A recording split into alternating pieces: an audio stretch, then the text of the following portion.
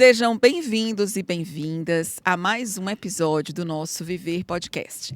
E hoje nós estamos aqui com um biólogo molecular, um amigo querido, professor Miguel Garay. Ele é uma pessoa assim super legal, pessoal, vocês precisam conhecer. Atualmente é coordenador do nosso curso de graduação em gerontologia aqui da USP. O Miguel, ele também é doutor em ciências biomédicas aqui pela USP. Seja bem-vindo, Miguel. Muito obrigado pelo convite, Delcivânia. Eu agradeço a oportunidade de poder falar sobre os assuntos que sejam importantes para o público que nos ouve aí e que nos assiste, sobre envelhecimento e doenças crônicas, que é o campo que eu me desenvolvo. Maravilha. Então, Miguel, para começar o nosso bate-papo, eu queria entender um pouquinho. Você é peruano, né? Pelo sotaque, a gente percebe que tem aquele sotaque gostoso, né? Do espanhol. Fala um pouquinho da tua vinda aqui para o Brasil. Você veio para fazer o doutorado? Como é que foi? Já estou quase cumprindo minhas bodas de prata da vinda do Brasil. 25 anos quase que eu já vou fazer esse ano. Eu vim para fazer pós-graduação na época de ouro, né? Da riqueza, nos anos 2000. Porque tinha oportunidade aqui de crescer. Hoje eu sou feliz de ter vindo para aqui e ter me desenvolvido praticamente toda a minha carreira aqui no Brasil. Você nasceu no Peru? Nasci no Peru. Nasci no Peru e vim na virada do século, né? Para estudar doutorado aqui, mestrado, doutorado aqui no Brasil. E depois fiquei por aqui, né? E eu me encantei com tudo. Peru tem cidades lindas, né? Eu conheço Machu Picchu e Cusco. Peru é um país bastante diverso aqui no Brasil, né? E tem com certeza uma série de componentes turísticos aqui, desde a gastronomia até o turismo histórico, né? Então, é um país bonito de se visitar. Sim, sim, sim. Com certeza. E aí, Miguel, para começar também a nossa reflexão em termos do viver, né, da longevidade, me fala um pouquinho, na perspectiva da biologia, quando é que realmente a gente envelhece? É quando a gente nasce, ou tem alguns marcadores biológicos que demonstram, né, o nosso envelhecimento. Fala um pouquinho para a gente sobre isso em termos de aspectos teóricos, de pesquisa. Então, o envelhecimento é um termo assim, que tem origem, inspiração biológica, mas a construção dele é social, né? O envelhecimento é um processo anterior à velhice, né? Durante o processo. Então, e a velhice, biologicamente, ela se define como um momento em que essa determinada espécie, né? Ela diminui a sua probabilidade de viver, você tem mais chance de morrer. Isso acontece justamente depois da fase reprodutiva da espécie, né? Que em torno dos 50 a 60 anos. Por isso a escolha dos 60 anos, né, como uma etapa de se considerar pessoa idosa, não é um número ao azar. Então é isso, o envelhecimento é o processo anterior à velhice, e a velhice começaria então nesse momento que você perde capacidades reprodutivas, não ao nascer. Biologicamente não se sustenta esse conceito, né? Mas quer dizer que a gente, ao nascer, também já não está envelhecendo? Tipo, você nasce, você também está envelhecendo. Você nasce, você está perdendo, porque quando a gente pensa, por exemplo, numa perspectiva lifespan, né, na paradigma lifespan, onde há perdas e ganhos. Tudo bem que quando a gente nasce, a gente vai ganhar, mas a gente também vai perder. Quer dizer que se a gente pensar nesse processo de perdas e ganhos, numa perspectiva biológica, assim que a gente nasce, a gente também já não está envelhecendo?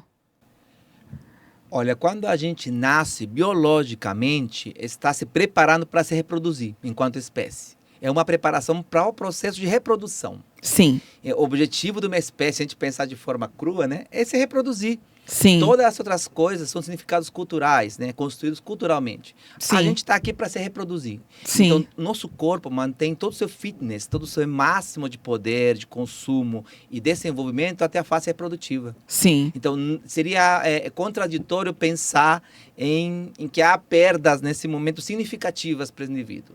Sim. Ele vai fazer de tudo até se reproduzir. E a evolução controla isso, né? Nós estamos aqui enquanto espécie por causa disso. Sim. A maior eficácia na reprodução em relação, né, entre os indivíduos. E depois disso, aí estamos o que eu digo na aula, só Deus dará, né? O que você fez antes dessa fase do declínio vai depender muito como será a fase após o começo do declínio. Se terá declínio, em que momento terá declínio. E esse declínio é um processo que ele é complexo e ele é multivariado. Então, você não tem um envelhecimento homogêneo. Você tem partes do corpo que envelhecerão mais que outras partes. Isso é um fato que cada vez mais as evidências estão mostrando, né? Então, depois eu vou falar mais para frente sobre isso. Mas nós não somos uma célula que envelhece. Somos um conjunto muito complexo de células envelhecendo, né? Uhum. Então a gente tem perda nesse processo de reprodução. Tem mais ganho do que perda, biologicamente. Sim. Né? Mas a gente, de alguma maneira, também vai amadurecendo. Agora, eu entendi assim que a velhice mesmo, ela chega após esse período de reprodução. Mas o envelhecimento, ele é um processo que realmente vai acontecendo durante toda a vida e que isso, obviamente, vai depender de uma série de fatores, como você acabou de falar, sociais, culturais, históricos, econômicos, como eu me alimento. Com certeza, muito importante. Da atividade física. Muito importante. Fala um pouquinho sobre isso, do efeito disso, inclusive, nas nossas células, né? Exatamente. Eu tenho estudado, eu tenho 2 filhas adolescentes, elas são gêmeas, né? Para quem não sabe, e elas têm 13 anos. E eu tenho, de vez em quando, eu sempre sento para estudar com elas. Semana passada a gente estava estudando o sistema digestório, o sistema respiratório e como isso tem a ver com as questões celulares também, a respiração celular e o alimento que realmente a gente consome vai afetar também na qualidade dessas células. É isso? Você quer complementar? Você quer falar? Não, com certeza. Eu acho que existem paradigmas hoje sobre o envelhecimento saudável, né? Vários, né? E um deles, inevitavelmente, passa porque o que nós comemos, como nos alimentamos. E, afinal de contas, como nos nutrimos. E, hoje em dia, há uma mudança também conceitual, né, nesses paradigmas, onde já não se pensa mais a comida gordurosa, a comida como era anos atrás. Hoje se fala no conceito de ultraprocessamento dos alimentos, né? Então, é uma questão que, sem dúvida, tem marcado os últimos 15 anos, em termos de pesquisa e tudo mais, para nos explicar que a gente precisa se alimentar da forma mais in natura possível. É isso que permite que nossas células, que nossos tecidos, eles não sejam, vamos chamar assim, envenenados, usando um termo bem forte, mas é isso, com o ultraprocessamento da comida. Então, esse paradigma, ele mudou nos últimos anos muito aqui no Brasil e no mundo, né? E, com certeza, quanto nós comemos e que comemos é determinante para a nossa saúde posterior, né? Posterior naquela fase, quando você diz que começa a velhice, né? Certo? É muito importante que nós fazemos antes. E o segundo componente é a atividade física, mas não a atividade física para emagrecer, apenas. A atividade física para a gente poder ajudar ao nosso corpo a manter as conexões entre cérebro e o resto dos sistemas. Hoje em dia tem-se evidências que a atividade física interfere na saúde mental de maneira direta. Então, esse conjunto de componentes do envelhecimento saudável inevitavelmente passa pela alimentação e pela atividade física, além do sono, a qualidade do sono, que são componentes importantes também. Mas eu dou destaque a esses dois, porque a gente pode, talvez, ter umas intervenções, mas não só de maneira individual. As políticas públicas têm que se direcionar a estimular e a educar a população para isso, né? Eu acho que esse é o nosso papel. Inclusive, por exemplo, eu fico pensando nas hortas comunitárias, porque uma vez eu fui ministrar uma aula e eu falando um pouco sobre isso que você está comentando, e aí uma aluna levantou o braço e falou assim: ai, professora, mas eu só tenho R$30 para jantar. Eu acabo indo num desses fast foods e compro, porque é o que dá, um sanduíche e pronto, estou satisfeita. Eu falei, gente, com esses R$30, dá para você ir para uma feira, comprar uma banana, comprar uma folha. Dá para você, por exemplo, pensar em comprar sementes e fazer uma horta comunitária com a sua comunidade. Porque as pessoas, elas acabam muitas vezes tendo uma visão muito vitimista. Ah, porque eu sou pobre, eu não tenho condição de me alimentar bem. Eu vou comer o quê se eu não tenho condição? Tudo bem, a gente está falando de vários tipos também de pobreza, né? Tem aquela pobreza, a miséria, tem a miséria, mas também tem um pobre que se ele for bem educado, mesmo com o pouco que ele recebe, ele consegue fazer algo tipo uma horta comunitária. Você concorda com isso? Que tem como a gente, já que você fala que a alimentação é você colher mais, é utilizar o menos de alimentos ultraprocessados, tem como a gente utilizar também da nossa criatividade? Claro, eu vou discordar num ponto que a gente precisa repensar, refletir, né? Sim. Colocar a responsabilidade da alimentação apenas no indivíduo, nas escolhas que ele faz, pareceria bastante lógico. Mas se o indivíduo é um indivíduo que acorda 4 da manhã para ir trabalhar, pega 2 horas de ônibus para chegar no trabalho e pega mais 3 horas na volta, perde 5 horas da vida dele, que poderia ter lazer, que poderia se educar, se poderia se informar, gasta no transporte público, por exemplo. Então, é muito complexo pensar, é muito simplista, perdão, pensar que só o indivíduo tem culpa. Há uma Sim. estrutura toda, inclusive, que não passa apenas por isso. Sim. A gente tem que pensar, por exemplo, por que nós comemos isso? Por que isso está aumentando o consumo dos ultraprocessados, por exemplo? Porque é o que está sendo ofertado. Uhum. Mas está sendo ofertado por quê? Porque há uma outra ponta quem está produzindo isso. Uhum. E quem produz toda a lógica da produção de alimentos ultraprocessados é o agronegócio. O agronegócio faz alimento barato, né? A partir de péssima qualidade e oferta nos supermercados a preço baratíssimo. Um refrigerante custa a terceira ou quarta parte de um suco natural, por exemplo. E isso é lógica. Uhum. Então, aí se há uma política pública de incentivo, de subsídio para fazer chegar nas pessoas um alimento in natura mais barato, o pobre não vai ser, né? A pessoa que não tem dinheiro não vai ser louco de não comer alimento in natura. Realmente é uma dificuldade enorme. Você vai na feira e compra 5 peras por R$10.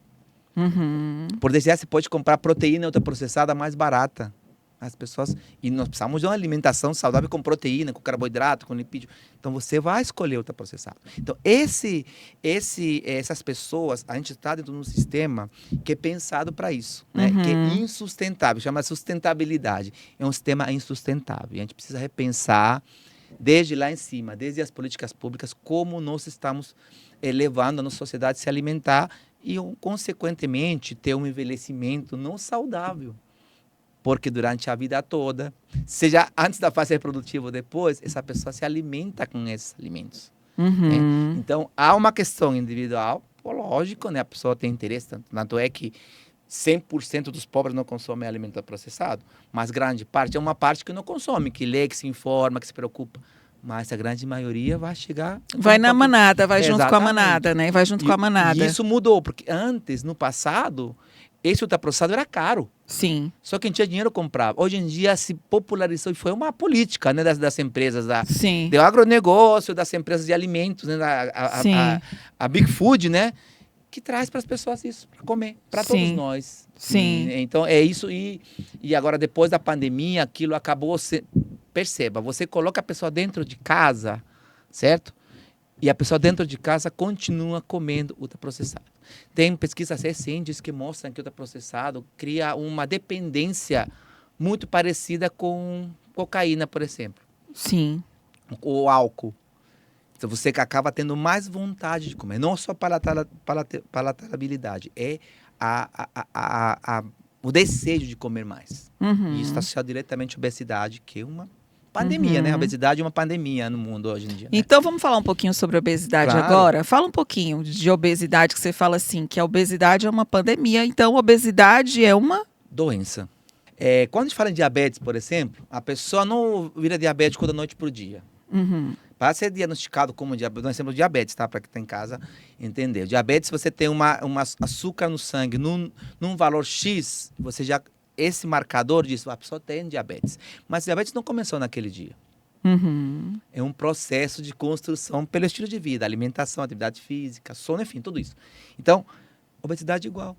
É um processo que vai se construindo até você não se tornar uma pessoa, né?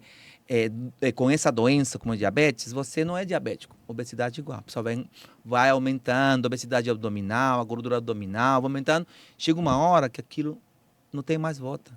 E o diabético, quando passa daquela etapa, por mais que a gente tenha tratamento de procedimento cirúrgico para tirar estômago, uma parte do estômago, o Ozempic, tão de moda aí, né? Aquelas drogas que são caras, né? Não podemos curar o diabetes. Da mesma maneira, a obesidade também tem essa limitação. Uhum. Então, a obesidade é um componente, né, do que chama síndrome metabólica, que todas essas doenças como diabetes, hipertensão, colesterol, junto com a obesidade. E esses componentes que fazem, quanto eles mais ficam se aprofundando, a pessoa fica mais em caminho de volta. E eu acho interessante você trazer isso, Miguel, porque eu percebo que muitas vezes há um discurso de romantização da obesidade. Uhum. Tem pessoas que dizem, pelo menos eu mesma já passei por uma situação delicada na universidade, em que eu fui ministrar uma aula e falei sobre os problemas da obesidade, as consequências, mostrei o quanto era uma doença que prejudicava o envelhecimento saudável, e um dos alunos me acusou de gordofóbica, porque eu estava falando justamente sobre um problema que é de saúde pública, como você acabou de falar, é uma doença.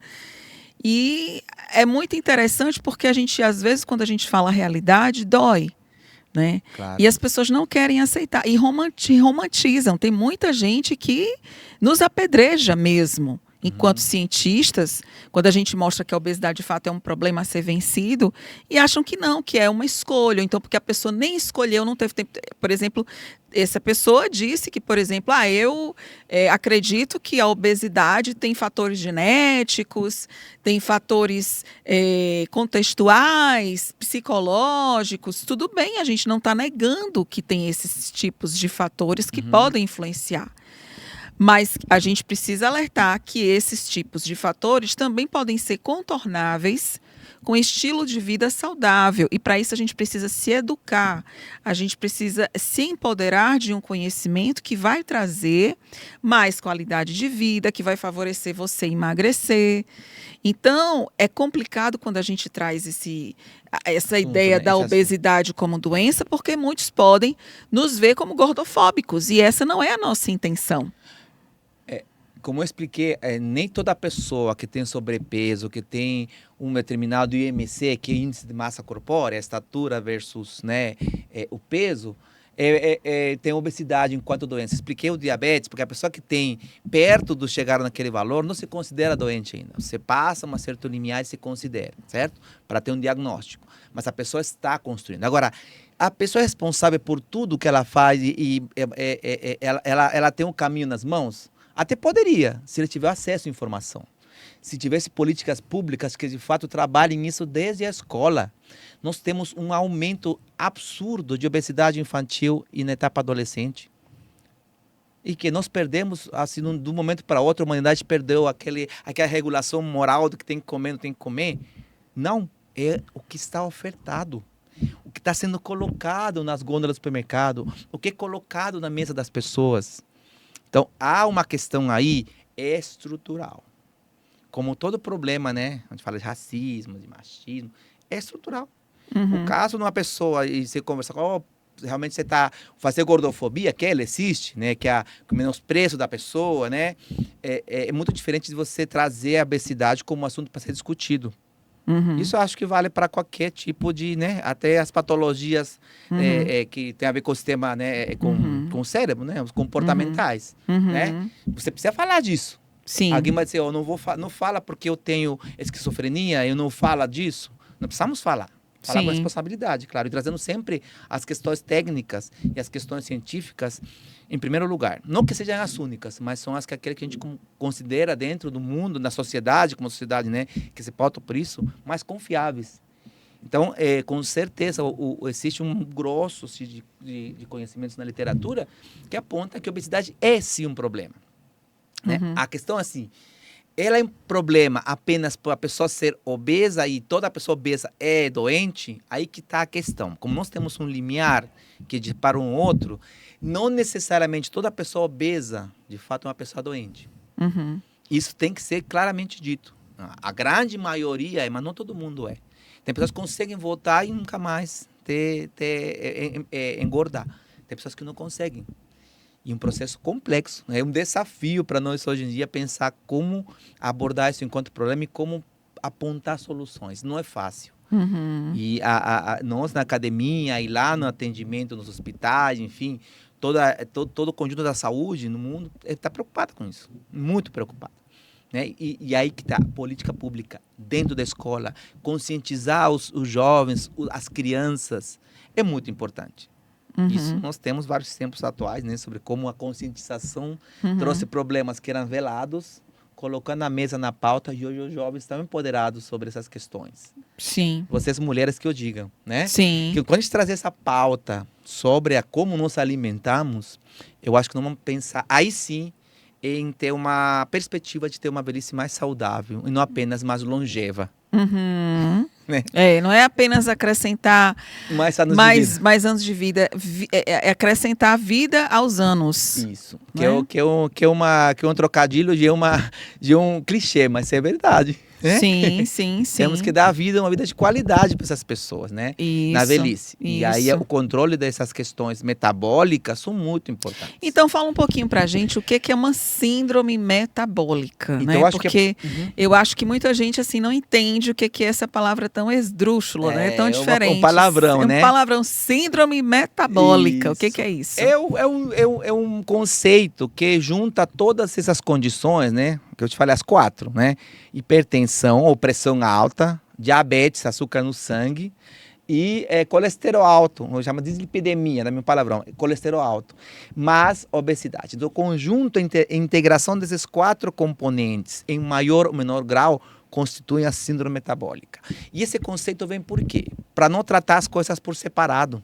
Você tem que tratar o conjunto, né, desses sinais, desses marcadores para a pessoa melhorar a sua probabilidade de ter uma vida mais saudável lá na frente e não adoecer com a doença crônica, né? E ter com todas as condições que a gente já conhece, né? Enfim, perdas e situações de qualidade de vida desmelhorada, né? Então, a síndrome metabólica é um conceito necessário, porque ele integra e permite abordar de maneira integral essas questões nas pessoas, né? Uma perspectiva mais sistêmica. Mais sistêmica, é isso né? mesmo. Eu sou fã daquela teoria geral dos sistemas, do Luigi von Bertalanffy, Sim. que é um biólogo alemão. Porque a partir dessa teoria, a gente começa a entender que muitos dos problemas, não só biológicos, mas também sociais, familiares, culturais, históricos, são sistêmicos.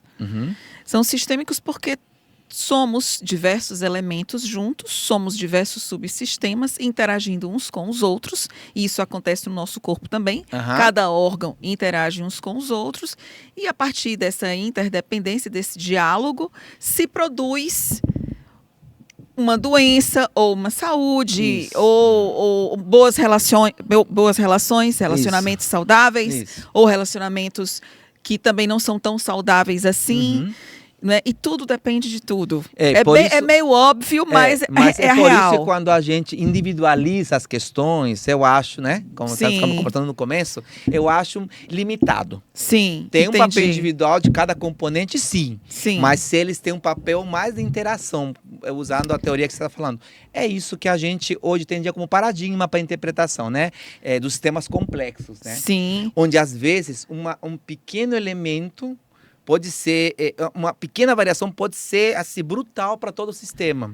E as grandes variações podem ser, de certa forma, né, controladas. Então, a gente está um pouco nessa busca. Qual é esse ponto onde a gente consiga, de fato, mudar a nossa cultura, nossa alimentar, a nossa cultura de manter um corpo, uma atividade física adequada, de nos exercitar, né? E porque temos, por enquanto, como eu te falei no começo, a lógica de produção dos alimentos, né? Sim.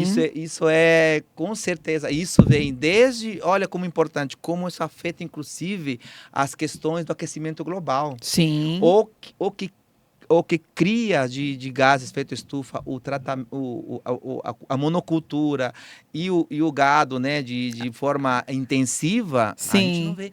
E nós vamos envelhecer nesse mundo. Sim. Como não pensar nisso, né, também, para pensar em envelhecimento saudável, né? E ter uma velhice com mais qualidade de vida. Sim. Quando eu penso assim, nessa perspectiva sistêmica que você está falando, eu entendo que a gente não pode ter uma visão simplista e sim complexa. Isso. Por outro lado, quando eu falo da escolha da pessoa, eu não quero trazer uma visão reducionista do problema, mas eu quero dizer que a pessoa ela pode ser protagonista da história dela. Sim. Que ela pode mudar, que tudo bem, depende do contexto, mas se a gente ficar toda hora só pensando no contexto, a gente tende, muitas vezes, a ter um discurso vitimista. Porque o contexto me levou a ser assim. É nesse sentido que eu falo. Porque, Sim. por exemplo, eu vim de uma família de baixa renda. Meu pai era motorista de ônibus. Minha mãe era professora de educação infantil. E nós tínhamos ali poucos recursos. Vivia no meio de baixa renda, mas, ao mesmo tempo, eu estava interagindo com pessoas através de uma TV que eu assistia, através de um lugar que eu visitava, diferentes do meu sistema. E a partir dessa visão de outros sistemas, você também pode assumir o seu papel enquanto protagonista e dizer assim, eu vou mudar isso aqui, eu vou sair desse lugar. Porque o que eu muito vejo são pessoas que permanecem naquele sistema e ficam com a visão de túnel, limitada, achando que não vão poder sair dali daquela corrida dos ratos, que não podem sair daquele sistema e acabam dizendo porque a culpa é do outro. A escolha do outro, eu estou assim, sabe aquela síndrome da Gabriela, eu nasci assim, eu morri assim, eu vou viver assim. Conhece essa música? Conheço a novela, né? Conheço. Então, passava no Peru. Passava no Peru, Miguel? Passava. Nossa. A Globo chega na América Latina inteira, né? Então, e aí assim, é nesse sentido que eu falo que a gente tem um poder de escolha, Miguelito. É nesse sentido, sabe? Temos, mas assim, somos frutos do meio, mas a gente também pode sair do sistema. É isso que a gente está falando. A gente pode ir contra, apesar de que às vezes é muito difícil. Não, você foi contra. Mas você foi contra. Eu fui contra e eu estou mostrando aqui que é possível. Contra também. É possível. Mas a gente não pode pensar enquanto sociedade que nas exceções. Sim. A gente tem que trabalhar em políticas. Sim, isso aí que abordem a lógica da maioria, não das exceções. Nós somos exceção da regra. Que bom que nós somos exceção. Que bom. E vamos torcer para que outras exceções também... Eu prefiro torcer porque haja uma mudança estrutural no sistema. Eu acho que as pessoas teriam que fazer, antes de fazer um mundinho de resolver a vida delas, tentar pensar em mudar o sistema. E esse sistema se muda de várias formas, né? Tem vários caminhos, alguns deles utópicos, outros não, outros possíveis. Né? Então, a produção, você falou das hortas comunitárias, da agricultura familiar, por exemplo, é um caminho que a gente pode trilhar. Né? A agricultura familiar, a agricultura ecológica, ela vai na mão contrária de tudo que é o agronegócio, por exemplo. E nada contra o agronegócio. O problema é que só agronegócio, né? A gente acaba domine. Não tem problema nenhum com a indústria farmacêutica. Perfeito. Elas trazem as drogas, mas só isso. Medicalizar, por exemplo, a saúde, né? Por exemplo, uma lógica da indústria farmacêutica é mais ou menos isso. De tratamento, né? Isso. E a gente quer prevenção. Cadê as outras questões? A prevenção. Então, quando a gente pensa nisso, né? Como fazer um movimento para a gente se alimentar melhor, como promover a agricultura de uma outra perspectiva mais sustentável. Então, é uma questão que eu acho que investiria mais nesse ponto. É lógico, as pessoas têm que cuidar da vida delas, mas aí o papel social desse indivíduo é só cuidar da vida dele? Não, a gente tem que ter uma visão comunitária. E nós que estamos aqui, né, na classe média, como se chama a Helena Chauí, que ela odeia tanto, mas tem motivos para odiar, né? Nós temos que fazer, porque o discurso nosso, muitas vezes, é reforçar aquilo. Você está ali porque você não conseguiu se esforçar o que deveria. Entendeu? Então, essa questão faz com que a pessoa... Aliás, se você é psicóloga, você vai se retrair mais ainda. O culpado sou eu, né? Sim. Quando você fala isso, quando você, não, você pode. Você está aí porque o sistema já foi negativo, mas você pode sair. Vamos fazer isso juntos. Aí a pessoa tem forças, né? Sim. A força da comunidade, né? A força da comunidade é muito importante. Eu acho assim... que família, que você estuda a familiaridade, né? Sim. É muito importante. Sim, com certeza. Eu não tenho dúvidas disso. E é tanto que, por exemplo, o Viver Podcast, ele tem essa força social e comunitária. Porque eu acredito que a gente produz tanta coisa maravilhosa aqui na universidade e que uma das coisas, sabe, Miguel, de coração, me incomodava muito é a gente produzir, enviar para um artigo científico, revista A1, internacional. Primeira, a pessoa nem sabe ler inglês. Segundo, ela não tem dinheiro para pagar aquela revista, que custa caríssimo. Aí a gente produz, manda para a revista, porque para a gente é importante, para ser reconhecido pelos pares, para a ciência evoluir. Mas e as pessoas? As pessoas precisam ter acesso a isso. Hoje, eu atendo uma demanda muito maior, eu atinjo muito mais pessoas do que com a publicação dos meus livros. Com certeza. Eu não vou deixar nunca de publicar porque eu amo, faz É. parte da minha vida, Uhum, né? Ser claro. escritora e produzir. Nunca vou deixar, porque também tem um público para isso, que Claro, gosta claro, disso. claro. Mas eu acho que isso aqui que a gente está fazendo agora, esse conteúdo que você está dando uma aula aqui pra gente, não é, pessoal? Tá dando uma aula aqui, eu tô aqui babando. Do pouco que eu sei, a gente está conseguindo trazer aqui Pois é. para esse público que não vai ler teu artigo, que não vai ler meu artigo, Mas aquele público que, olha, tem uma coisa aqui muito importante. sim, A senhora que está lá em casa, nos assistindo, que trabalha todo dia e paga seus impostos, quando vai e Sim. compra o ultraprocessado no supermercado, sim, esse imposto que está aqui, em certa forma, fazendo que nosso trabalho seja possível. sim. Então, a universidade precisa olhar,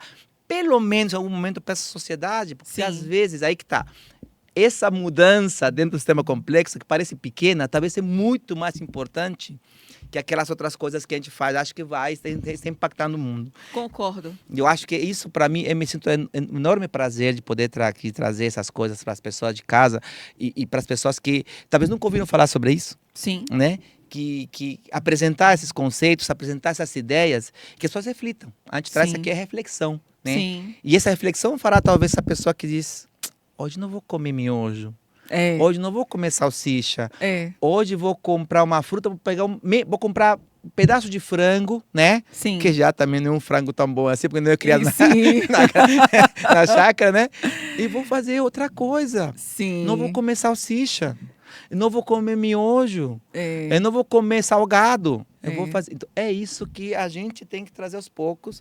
E te parabenizo por essa iniciativa. Eu sou 200% de acordo com você. A gente, como universidade, precisa olhar para a comunidade também. Sim, né? sim, Nos artigos sim. são importantes, a gente traz ciência da melhor qualidade possível. Sim. Sempre slow science, né? Uma Sim. ciência tranquila, uma ciência que reflete sobre aquilo que encontra, Sim. mas que traz também para a comunidade esse estreitamento da comunicação com o povo, né? Que faz nosso trabalho possível, para que eles também possam usufruir do que a gente descobre, que a gente acaba tendo, né, como produto desse fluxo de conhecimento aqui na universidade, né? Sim, agora a gente vai falar sobre um assunto um tanto delicado, para mim, talvez para você também, que é o câncer, Sim, né? sim. Eu perdi meu pai, minha mãe estava grávida de mim, na verdade, eu acho que eu já fui gerada, ele já estava com câncer, né?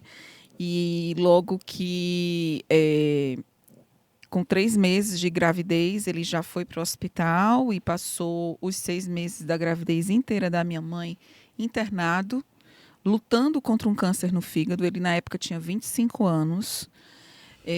Infelizmente, um dos sonhos que a minha mãe falava, ele chorava de um lado e a minha mãe do outro, e a barriga crescendo, ele querendo, pelo menos, me conhecer.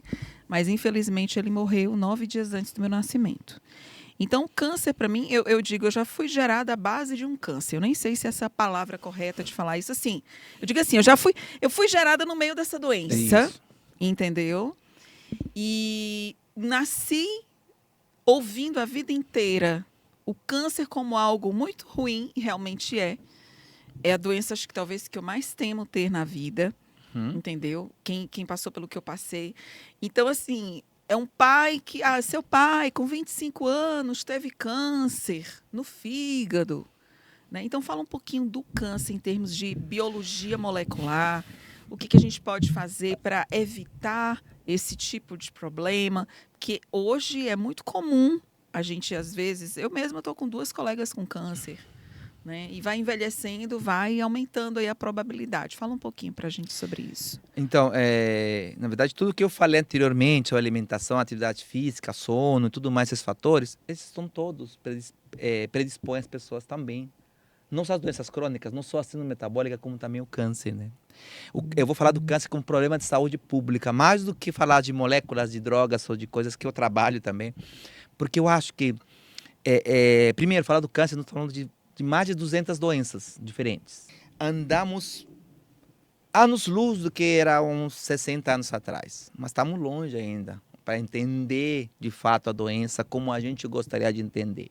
E assim como eu falei que nós envelhecemos diferente, né? Meu cabelo pode ser uma pessoa de 40 e meu fígado é uma pessoa de 70, minha pele é uma pessoa de 50, porque é assim.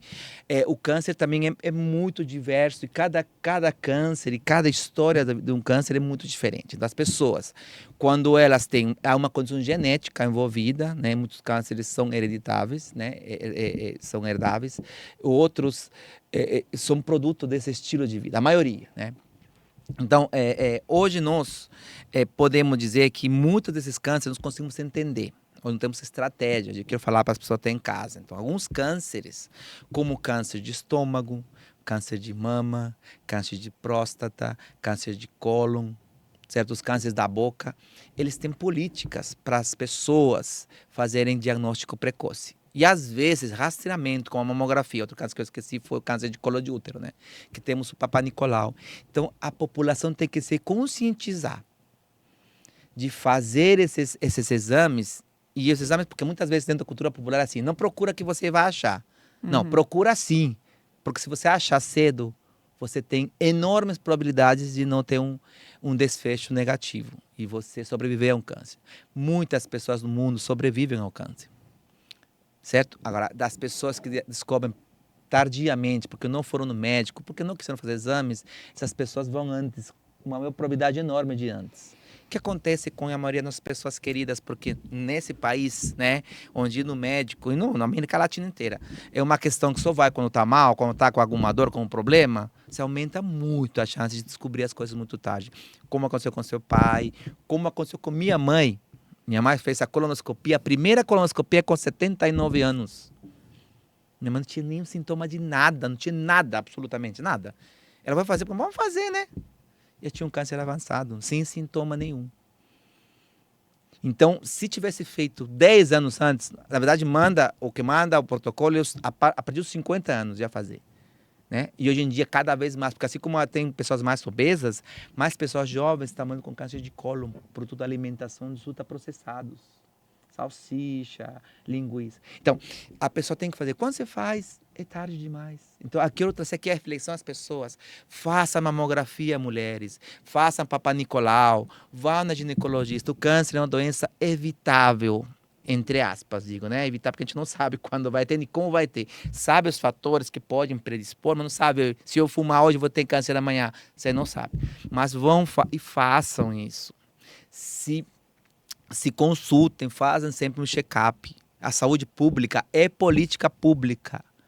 É política pública. A mamografia é política, porque mais mata as mulheres é câncer de mama. E é política pública fazer mamografia, é dolorido, é complicado. Vamos descobrir técnicas melhores no futuro, mas façam. Porque a fila para mamografia é menor que a fila para leito no hospital. Um dos grandes problemas no Brasil que nós temos aqui é a falta de hospital para atender as pessoas com câncer. Se nós tivéssemos saúde, um SUS realmente não sucateado, como o sistema privado faz, uma maneira influencia para fazer, e os interesses fazem, nós teríamos um atendimento muito melhor. Menos pessoas morreriam com câncer aqui. Tirar o atendimento adequado à pessoa com câncer é a mesma coisa que não dar vacina para a Covid. E nós fazemos isso há décadas. Nós estamos dando às pessoas com câncer o devido acolhimento. Houve um avanço, por exemplo, um avanço legislativo muito importante é ter uma lei, né, que saiu alguns anos atrás, que você depois de diagnosticar tem 2 meses para ser tratado, por exemplo.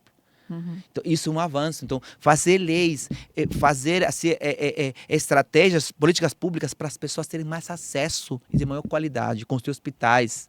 Né? No caso do câncer, é uma doença de alta complexidade, o hospital resolve. Né? Resolve nessa parte, né? Porque o câncer, diferente das doenças crônicas que eu falei na primeira parte, é uma doença que ela é muito rápida quando ela se instala, né? Muito rápida. A diabetes, você pode ver 30, 40 anos com diabetes, né? Então, eu acho que essa tem que ser nossa luta.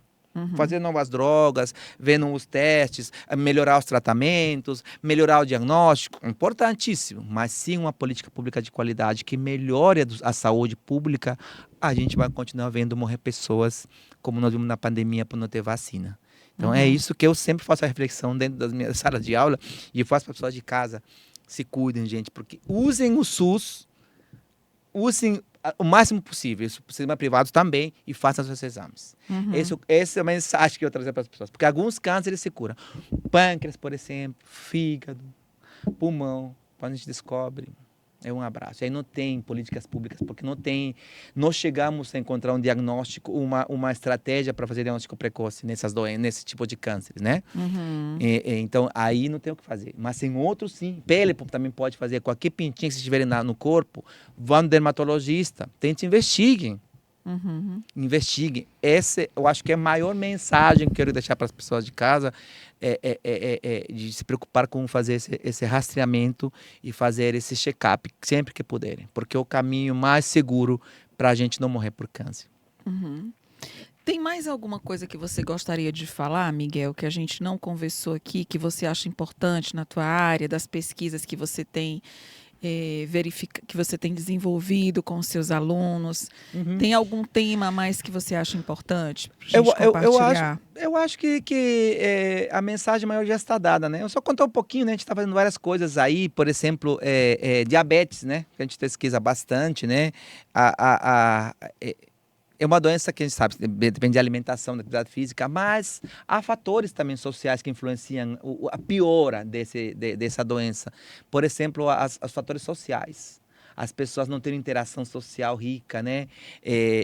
As pessoas se isolarem, desfavorece essas doenças. A gente tem muito trabalhado com esses últimos tempos, com o meu grupo, e aqui em outros lugares do mundo também tem aparecido estudos nesse sentido, que a gente precisa assim, né, ter mais contato social. Então, a parte social, gente, é muito importante.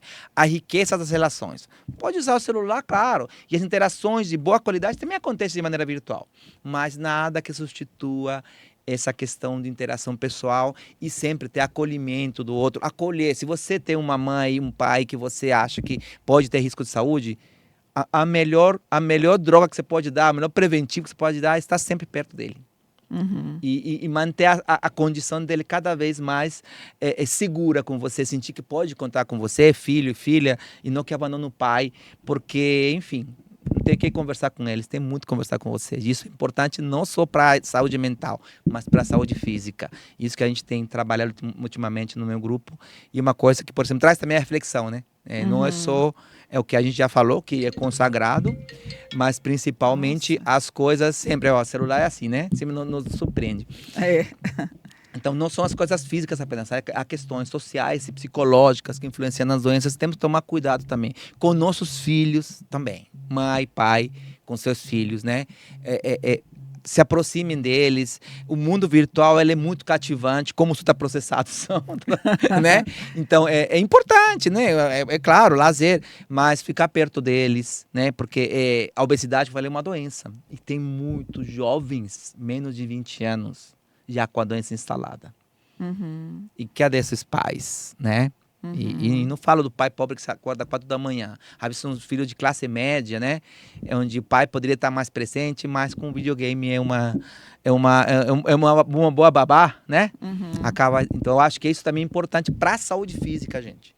Então são reflexões que eu quero trazer no final aí para o povo de casa, para poder um pouco refletir, né? E mudar o estilo de vida. É por isso que eu digo que uma das disciplinas mais importantes do nosso curso é a minha, psicogerontologia nas relações sociais e familiares. Exatamente, você sabe muito bem o que eu estou falando, né?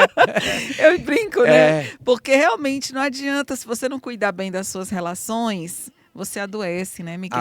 Adoece na parte mental e na parte física, né? Até aquela dicotomia mente e corpo, na verdade, é um só, né? Concordo. Até pra gente, como biólogo, eu falo, que a mente é o que é o cérebro, gente. É o cérebro. Sim. No cérebro é uma estrutura de células, de tecidos. Sim. Então, há uma interação da parte comportamental diretamente com o cérebro. Sim. Que é uma conexão do cérebro com todo o corpo. Sim. A conexão do cérebro com o músculo é uma coisa bem recente.